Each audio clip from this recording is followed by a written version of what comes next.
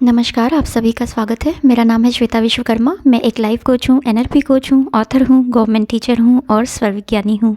अगर आप अपनी लाइफ में धन के फ्लो को बढ़ाना चाहते हैं, अपार धन संपत्ति का अर्जन करना चाहते हैं, ज़िंदगी में अपने के साथ साथ दूसरों की लाइफ में भी वैल्यू को ऐड करना चाहते हैं, तो आज का वीडियो आपके लिए बहुत ही खास है। क्योंकि आज के वीडियो में मैं ईस्टर एंड जेरी हिक्स के द्वारा लिखी गई ask and it is given, जो कि अब्राहम हिक्स की टीचिंग्स पर बेस्ड है, इस बुक से मैं आपको fifth process the prosperity game बताने जा रही हूँ, यानी कि समृद्धि का खेल। और मज़े की बात यह है कि ये खेल आप ज़ीरो इन्वेस्टमेंट पर खेल सकते हैं। ये बुक आपकी डिज़ायर्स को मैनिफेस्ट करने के लिए, आपकी ड्रीम लाइफ को मैनिफेस्ट करने के लिए, चाहे आपके गोल्स आपकी हेल्थ से रिलेटेड हों, आपकी वेल्थ से रिलेटेड हों, आपके कैरियर से रिलेटेड हों या फिर रिलेशनशिप से रिलेटेड हों, जो भी आपके गोल्स हैं उनको आप कैसे ईजिली अचीव कर सकते हैं, इस बुक में वो प्रोसेस दिए गए हैं। और ये प्रोसेस 22 हैं, जिसमें से आज मैं आपको फिफ्थ प्रोसेस बताने जा रही हूँ।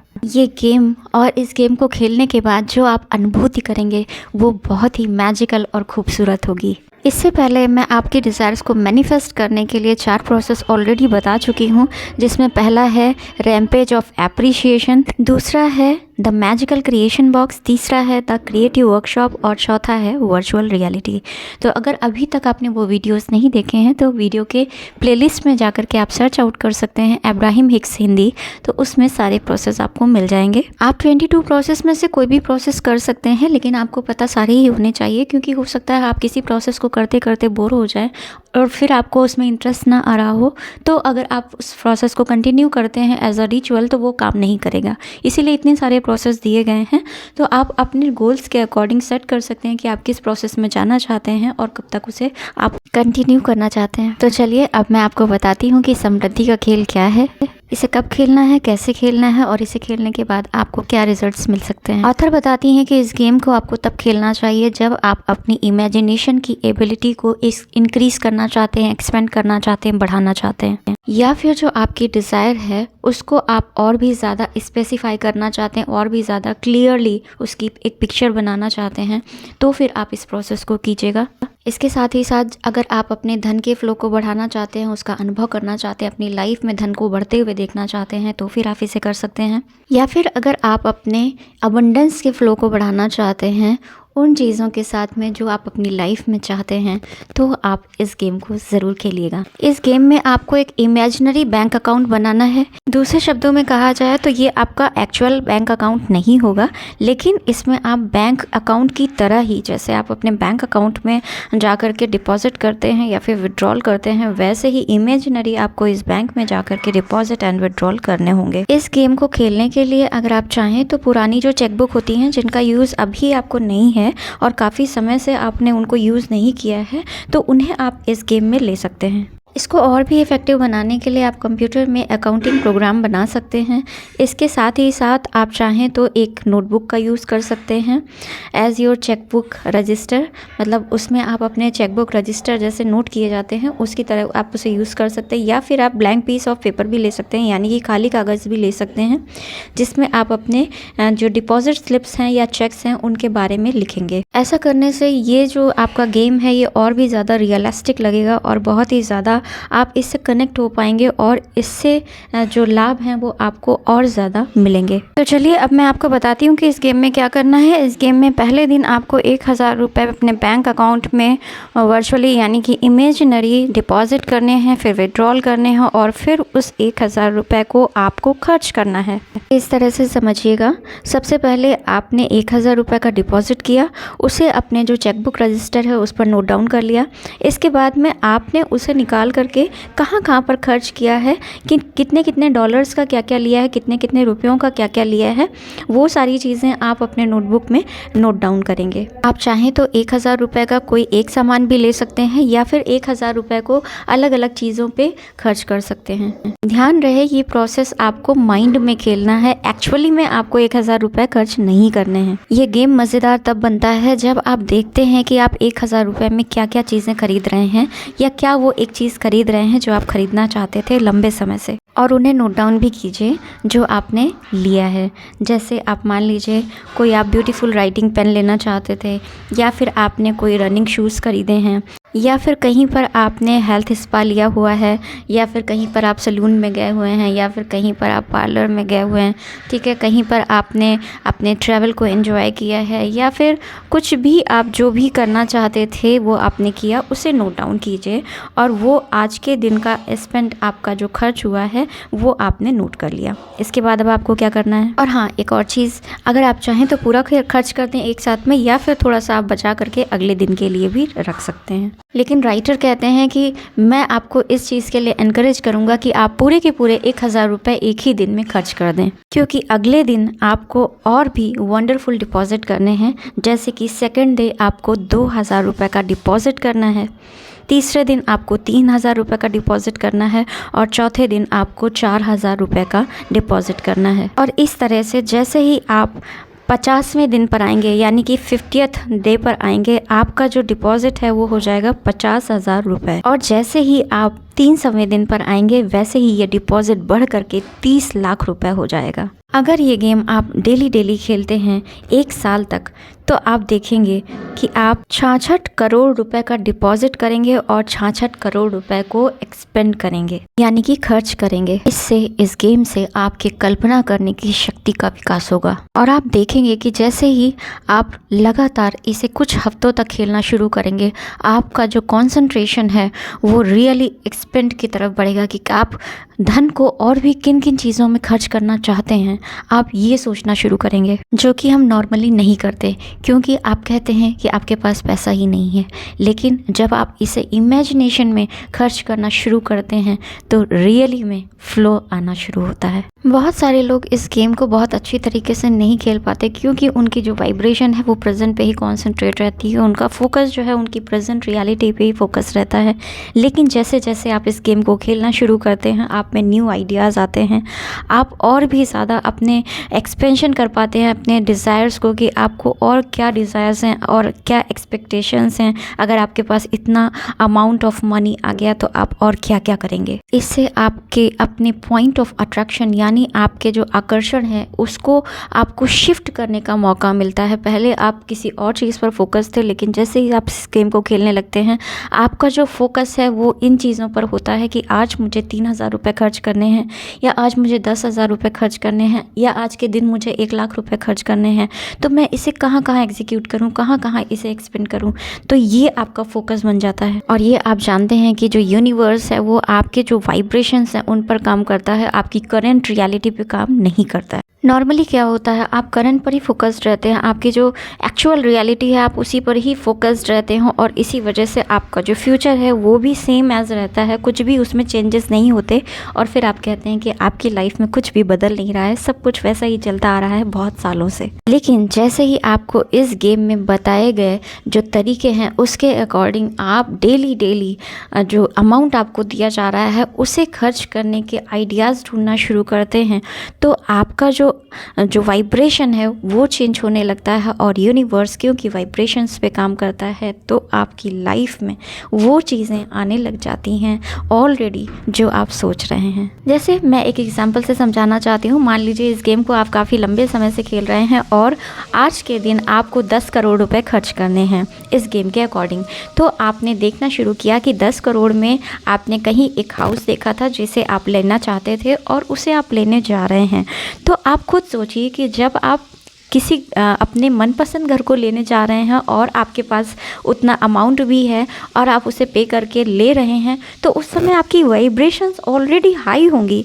और क्योंकि यूनिवर्स हाई वाइब्रेशंस पे ही काम करता है, तो वो चीज़ें ऑटोमेटिकली आपकी लाइफ में अट्रैक्ट होना शुरू हो जाती हैं, क्योंकि आप ऑलरेडी एक लंबे समय से इस गेम के थ्रू हाई वाइब्रेशन में ही हैं। तो इस तरह से ये प्रॉस्पेरिटी गेम एक पावरफुल टूल है आपके वाइब्रेशनल पॉइंट को, अट्रैक्शन के पॉइंट को चेंज करने के लिए। आप चाहें तो इसे एक कम समय के लिए भी खेल सकते हैं, या फिर अगर आप चाहें तो एक लंबे समय के लिए यानी 1 साल के लिए भी लगातार खेल सकते हैं। ऑथर कहते हैं कि इसे आप जितने लंबे समय तक खेलेंगे, इससे आपकी इमेजिनेशन पावर उतनी ही ज़्यादा अच्छी होती जाएगी। और जैसे जैसे आप इस इमेजिनेशन में और भी ज़्यादा इन्वॉल्व होते जाते हैं, आपको इस गेम में मज़ा आने लगता है। और क्योंकि आप जानते हैं कि आप जितने भी चेक्स काट रहे हैं वो सब इमेजिनरी है, तो आपको ओवर स्पेंडिंग का कोई भी डर नहीं होता है। साथ ही साथ जो आप डिज़ायर्स के लिए जो एक्सपेंडिचर है, उसके लिए जो लिस्ट बना रहे हैं, उसमें भी किसी प्रकार का रेजिस्टेंस नहीं आता है और इस तरह से आप स्टेट ऑफ अलाउइंग में रहते हैं। यानी कि आप अलाउ कर रहे हैं कि ठीक है, जो भी लिस्ट बनाई है उसे खर्च करो, और कहीं ना कहीं आपका हार्ट उसके लिए आपको परमिट कर रहा है, जो कि आप नॉर्मली नहीं करते। आप खरीदना तो बहुत कुछ चाहते हैं, लेकिन आपका हार्ट उसके लिए आपको परमिशन नहीं देता। ऑथर कहते हैं कि इस गेम को खेलने से ना सिर्फ आपकी जो इमेजिनेशन है उसमें आपका और भी विस्तार बढ़ता है, बल्कि आपका जो पॉइंट ऑफ अट्रैक्शन है वो भी शिफ्ट होता है, और जो आपका जो लाइफ एक्सपीरियंस है वो भी धीरे धीरे शिफ्ट होना शुरू हो जाता है। और इससे ना सिर्फ आपके जो फाइनेंशियल सिचुएशन इस समय चल रही है उसमें इम्प्रूवमेंट आता है, बल्कि इस गेम में आप जिन जिन चीज़ों पर फोकस करते हैं वो चीज़ें भी आपकी लाइफ में धीरे धीरे आना शुरू होती हैं। जैसे अगर आप किसी अच्छी ड्रेस के लिए फोकस कर रहे थे कि इतना रुपया होता तो मैं ये ड्रेस खरीद लेता, और आपके पास आप इमेजिनरी उस ड्रेस को खरीद रहे हैं कि आपके पास उतना रुपया है और आप उस ड्रेस को खरीद रहे हैं, तो कहीं ना कहीं आपका फोकस उस ड्रेस के ऊपर है।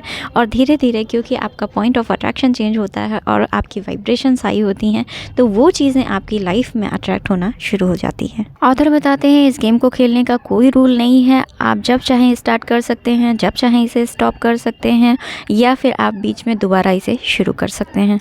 इस गेम को खेलने में क्या करना चाहिए और क्या नहीं करना चाहिए, ऐसा कोई भी रूल नहीं है। आपको क्या लेना है और आप इसे कैसे खेलना चाहते हैं, ये पूरी तरह से आप पर ही निर्भर है। आप जितना चाहें उतना खर्च कर सकते हैं। अच्छा यही है कि आप इस गेम के माध्यम से अपनी कल्पनाओं को और भी ज़्यादा रचनात्मक बनाएं। ऑथर कहते हैं कि अगर आप मूर्तिकार होते तो आप मिट्टी के ढेर को लेकर के मेज पर पटक नहीं देते और ये नहीं कहते कि अरे मुझसे ये नहीं हो रहा है, बल्कि आप उसे धीरे धीरे ढालना शुरू करते और धीरे धीरे उसमें विशेषता प्राप्त करना शुरू करते। आपको और मिट्टी मिलती, आप और भी कलर्ड मिट्टी को ले करके और भी ज़्यादा अच्छी तरीके से उसे क्रिएट करना शुरू करते, और इस तरह से आप अपने कला में माहिर होते जाते।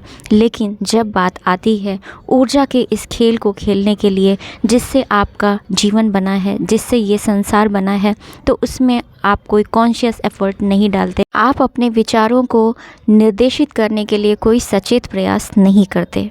यह ठीक ऐसा ही है कि जैसे किसी ने मिट्टी ली और ज़मीन में फेंक दिया। यानी कि ज़्यादातर लोग अपना जीवन इस बारे में बात करने में बिता देते हैं कि ये दिखता कैसे है, ये जीवन कैसा है। जैसे मेरे माता पिता को ये नहीं करना चाहिए था, या फिर जो अर्थव्यवस्था में हो रहा है इससे अलग भी कुछ हो सकता था, या फिर ये अन्याय है या अनैतिक है, या फिर मुझे किसी और के द्वारा इस तरह से निपटने का तरीका अच्छा नहीं लगता। यानी कि ज़्यादातर लोग प्रेजेंट पर फोकस करके अपने जीवन के बारे में ही बातें करने में सारा समय व्यर्थ करते रहते हैं, कभी इधर की बातें कभी उधर की बातें।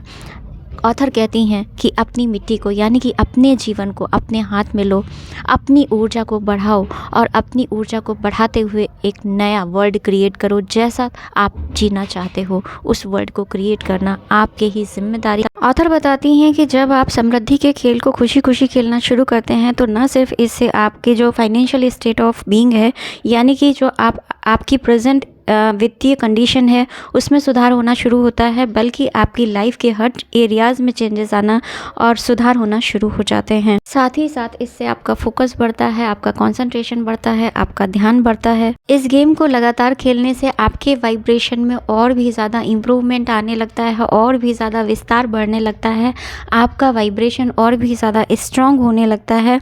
और ऑथर प्रॉमिस करती हैं कि इस मैनिफेस्टेशन के गेम को लगातार खेलने से आपके जो वाइब्रेशंस हैं उसमें चेंजेस होते हैं और आपकी लाइफ में जो इसकी अभिव्यक्ति होना शुरू हो जाती है, यानी कि आपकी लाइफ में भी वो चेंजेस, मिरेकल्स दिखना शुरू होते हैं जैसे जैसे आप हाईली वाइब्रेट होना शुरू हो जाते हैं। अब मैं ब्रीफ में एक बार फिर से इसे रिपीट कर देती हूँ। इस गेम ऑफ प्रॉस्पेरिटी में आपको पहले दिन 1000 रुपये डिपॉजिट करने हैं, विड्रॉल करने हैं और 1000 रुपये खर्च करने हैं। चाहे तो आप किसी एक चीज़ पर खर्च कर सकते हैं, या फिर 1000 में आप 3-4 चीज़ें खरीद सकते हैं। ये सारी चीज़ें आपको एक्चुअली नहीं करनी है, मेंटली करनी है, यानी कि इमेजिनेशन में करनी है। उसके अगले दिन 2000 रुपये का इन्वेस्टमेंट करना है और उसके बाद में एग्जीक्यूट करना है। इसके बाद में अगले तीसरे दिन आपको 3000 रुपये रुपये डिपॉजिट करने हैं और 3000 रुपये ही विड्रॉल करके खर्च करने हैं। जितने भी आप विड्रॉल करते जा रहे हैं, जितने भी डिपॉजिट करते जा रहे हैं, उसे एक नोटबुक में लिखते जाइए कि आज के दिन इतना मैंने जमा किया, इतना खर्च किया, इन चीज़ों पर खर्च किया, उन चीज़ों के नाम लिखिए और ये लगातार खेलते जाना है। 10वें दिन तक आप 10,000 रुपये आपको खर्च करने होंगे। इसी तरह से ये अमाउंट बढ़ता जाएगा जैसे जैसे आप इसे हर दिन खेलना शुरू करेंगे। इससे आपके इमेजिनेशन प्रोसेस में और भी ज़्यादा सुधार आना शुरू होता है। आप और चीज़ों पर फोकस होते हैं कि इतना रुपया होगा तो मैं क्या खरीदूंगा या क्या खरीदूंगी, और इससे आपका वाइब्रेशन हाई होना शुरू होता है। और जब आपका वाइब्रेशन हाई होता है और आप फोकस्ड होते हैं उन चीज़ों पर जो आप चाहते हैं, तो यूनिवर्स की लैंग्वेज में आप अलाइंड होते हैं और कहीं ना कहीं यूनिवर्स से आप उन सारी चीज़ों को अट्रैक्ट कर रहे होते हैं और धीरे धीरे वो आपकी लाइफ में मैनिफेस्ट होना शुरू हो जाता है। तो आई होप कि मैंने सारी चीज़ें क्लियर कर दी हैं। ये गेम ऑफ प्रॉस्पेरिटी बहुत ही वंडरफुल और खूबसूरत खेल है। मेरा रिकमेंडेशन है कि इसे ज़रूर खेलिएगा। इसे खेलने के बाद अगर आपके फाइनेंशियल कंडीशन में कोई भी सुधार होता है या फिर आप कोई भी मिरेकल अनुभव करते हैं तो कमेंट सेक्शन में ज़रूर बताइएगा। आई होप कि मैंने सारी चीज़ें अच्छे से क्लियर कर दी हैं, लेकिन फिर भी अगर आपके कोई क्वेश्चंस हैं तो आप कमेंट सेक्शन में पूछ सकते हैं। कंटेंट अच्छा लगा हो तो लाइक करके मोटिवेट कीजिएगा, शेयर कीजिएगा ताकि सब तक ये जानकारी स्प्रेड हो और सभी इस जानकारी को लेकर, इस गेम को खेलकर अपनी फाइनेंशियल कंडीशन को सुधार सकें। चैनल पर फर्स्ट टाइम विजिट किया हो तो चैनल को तुरंत ही सब्सक्राइब कर लीजिएगा, क्योंकि लॉ ऑफ अट्रैक्शन से रिलेटेड, NLP से रिलेटेड, स्वर विज्ञान से रिलेटेड और मेडिटेशन से रिलेटेड बहुत ही इंपॉर्टेंट एंड यूजफुल वीडियोस आपके लिए बनाती रहती हूँ। बेल आइकन को हिट करके ऑल पर सेलेक्ट कर लीजिएगा ताकि जो भी मैं वीडियोस अपलोड करूँ उनकी नोटिफिकेशंस मिले आपको सबसे पहले और आप सबसे पहले उन्हें देखकर लाभ ले सकें। Keep growing, keep shining, keep watching. Thank you so much. God bless you all. Hare Krishna.